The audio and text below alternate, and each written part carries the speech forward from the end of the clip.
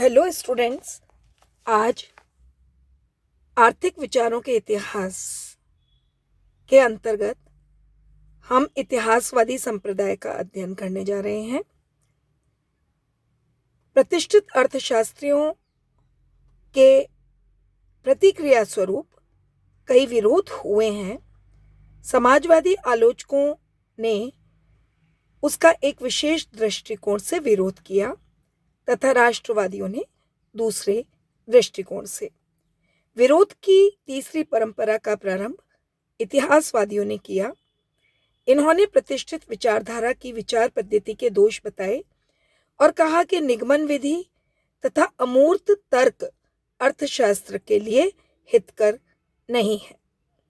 प्रतिष्ठित विचारकों ने अर्थशास्त्र को कुछ विशिष्ट सिद्धांतों एवं नियमों के रूप में निर्धारित कर दिया था, जिनको स्वयं सिद्ध मान लिया गया।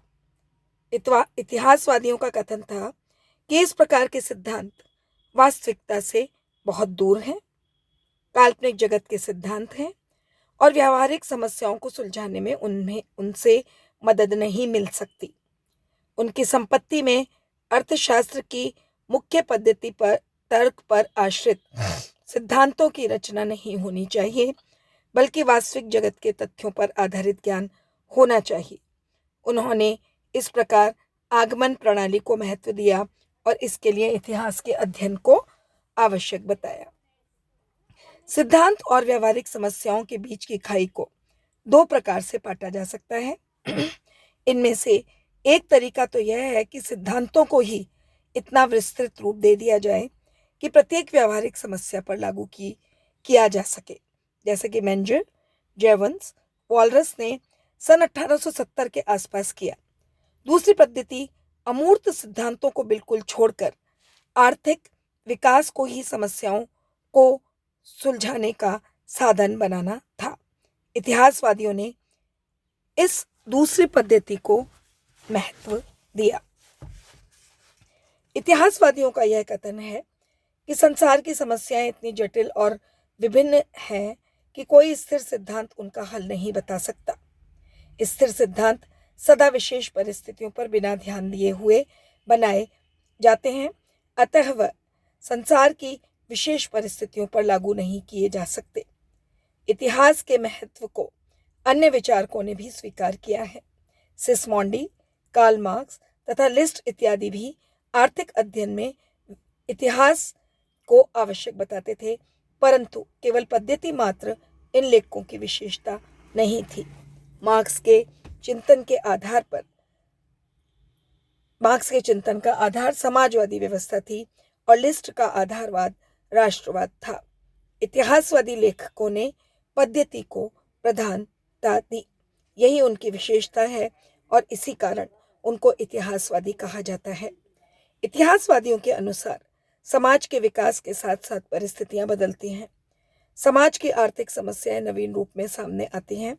एडम स्मिथ आदि का 18वीं शताब्दी का चिंतन 19वीं शताब्दी के लिए व्यर्थ है।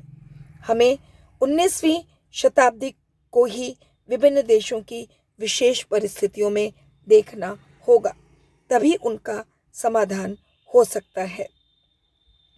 एडम स्मिथ के ग्रंथ राष्ट्रों की संपत्ति में इतिहास का काफी वर्णन है।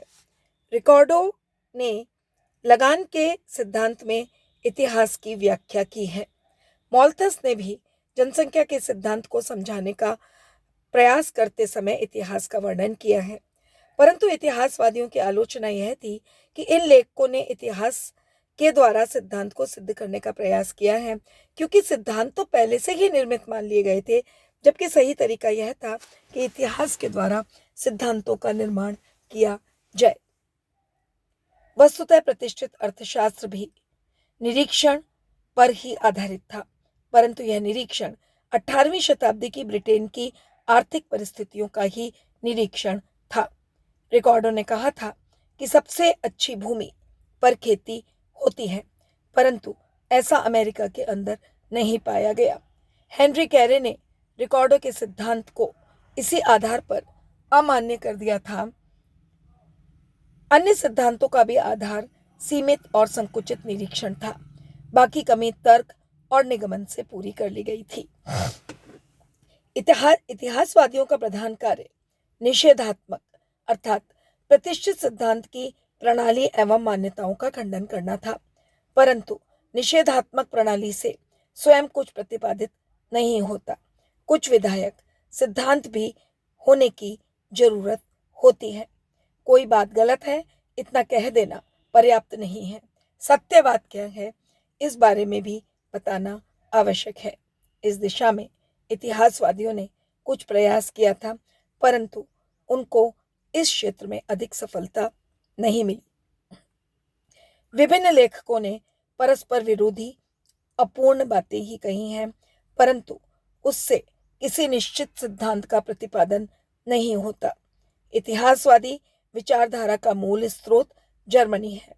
जर्मनी के इतिहासवादियों के वर्गीकरण के विषय में भी काफी मतभेद हैं। सामान्य रूप से इन लेखकों को दो प्रकार से वर्गीकरण किया जाता है, एक तो समय के आधार पर और दूसरा भौगोलिक आधार पर। समय के आधार पर लेखकों को 3 श्रेणियों में बांटा गया है: प्राचीन इतिहासवादी, नवीन इतिहासवादी एवं आधुनिक इतिहासवादी। देशों के आधार पर इतिहासवादियों को क्रमशः जर्मन इतिहासवादी, अमेरिकन इतिहासवादी वर्गों में विभक्त किया गया है। यदि हम प्राचीन इतिहासवादी विचारकों की चर्चा करें तो इसमें प्रधान विल्हेम रॉस्चर, ब्रूनो हिल्डेब्रॉन्ट तथा कार्ल नीज हैं। प्रसिद्ध अर्थशास्त्री शुम्पीटर का कथन है कि इन प्राचीन अर्थशास्त्रियों को किसी विचारधारा का निर्माता नहीं माना जा सकता। उनके अनुसार इतिहासवाद का प्रारंभ गुस्टाव वॉन श्मोलर से ही माना जाना चाहिए। शुम्पीटर ने लिखा है कि मेरा विचार है कि उपर्युक्त लेखक किसी भी उपयोगी अर्थ में विचारधारा तो क्या एक वर्ग का निर्माण भी नहीं करते, परंतु जीट तथा रिस्ट के अनुसार इतिहासवाद के संस्थापक निश्चय ही विल्हेम रॉस्चर को मानना चाहिए। यही मत अधिक सही है, क्योंकि केवल व्यक्तियों की संख्या के आधार पर विचारधारा का निर्माण नहीं होता। विचारों की समानता प्रधान चीज है।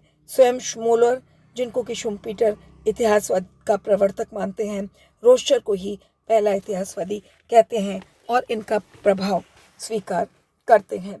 रॉस्चर, विल्हेम रॉस्चर इस संप्रदाय के संस्थापक माने जाते हैं। ये गॉटिजन विश्वविद्यालय में प्रोफेसर थे। इनकी शिक्षा भी इसी विश्वविद्यालय में तथा बर्लिन में हुई थी। इसके बाद 1848 में ये लीपजिग में प्रोफेसर हो गए थे और जीवन भर वहीं रहे। इनकी मुख्य रचनाएं हैं outline of lectures on political economy according to the historical method, history of British political economy, systems of political economy और economics of commerce and industry etcetera. Roscher के आर्थिक विचार इतिहास के वर्णन और व्याख्या से ही संबंधित हैं। उन्होंने लिखा है कि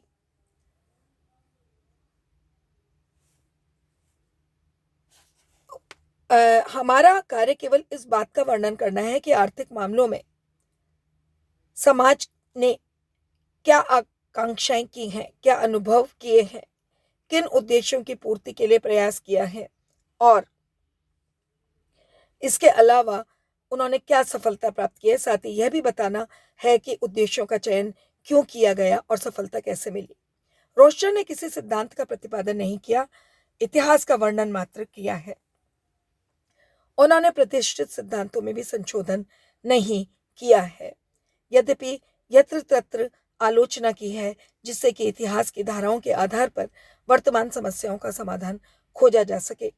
हैने के अनुसार रॉस्चर के संपूर्ण आर्थिक विचारों का संक्षिप्तीकरण इस प्रकार से किया जा सकता है: समाज केवल व्यक्तियों का समूह नहीं है, उसकी अर्थव्यवस्था को केवल वर्तमान के निरीक्षण से ही नहीं समझा जा सकता, अर्थात इतिहास के संदर्भ में ही समझा जा सकता है। सामान्य आर्थिक नियमों जैसी कोई वस्तु नहीं होती, उनका कोई महत्व नहीं होता। इतिहास के निरीक्षण में हमें समाज की अनेक समस्याओं को सुलझाने की विधि मिलती है। रॉस्चर ने रिकॉर्डों के विचार पद्धति की एवं सिद्धांतों की तीव्र आलोचना की है। उनका कथन था कि जर्मनी की समस्याओं का हल इतिहासवादी पद्धति से ही किया जा सकता है।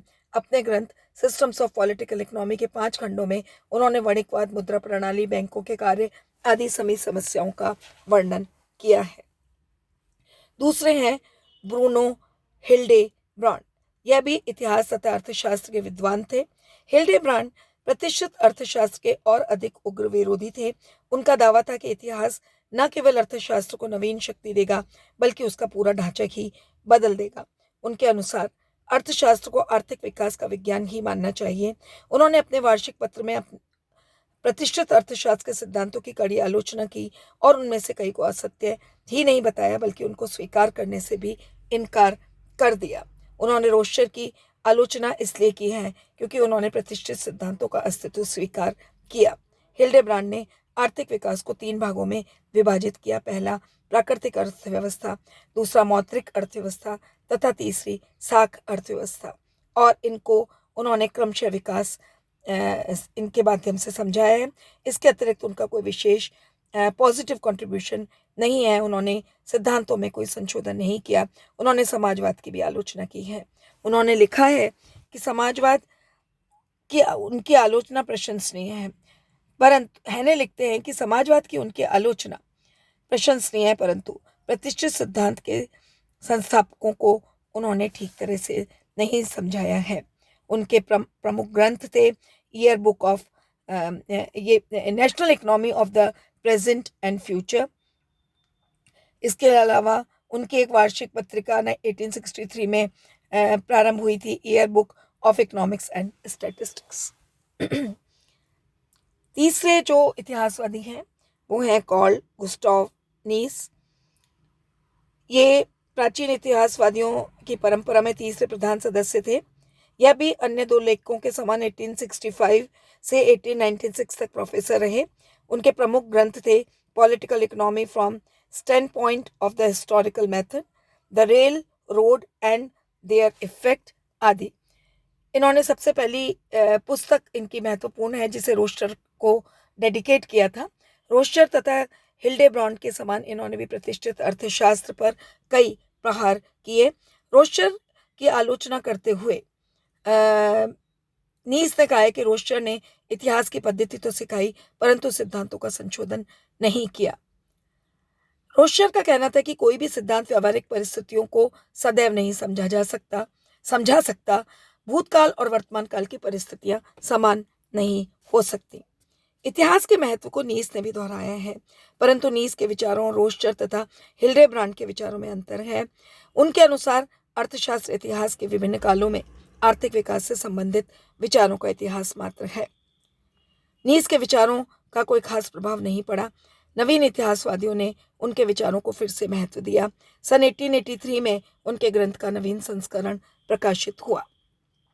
प्राचीन इतिहासवाद के अन्य लेखक भी थे जिनमें शेफिल तथा शूज जर्मन थे और कीट्स हंगरी के निवासी थे।